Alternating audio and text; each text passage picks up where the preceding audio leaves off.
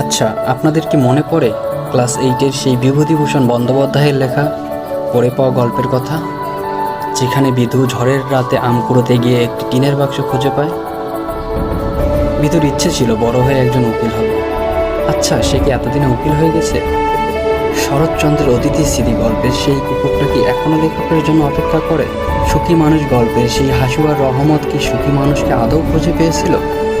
কিংবা 2 বিঘা জমির সেই উপেন কি আদৌ তার 2 বিঘা জমি ফিরে পেয়েছিল? কে জানে বাপু, আমি নিজেকেই সময় দিতে পারি না। তবে মাঝে মধ্যেই ভাবি, তাদের কথা মনে পড়ে যায়। দীর্ঘ 1 বছরের সম্পর্ক যদি ছিল তাদের সাথে। ক্যালেন্ডারের পাতা গুনে গুনে 1 বছর।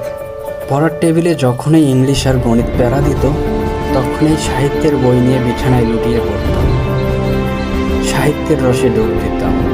কখনো সাহিত্য পড়ে হাসতে হাসতে পেটে খিল ধরত, তো কখনো চোখের পানি গড়িয়ে বালিশে পড়ত।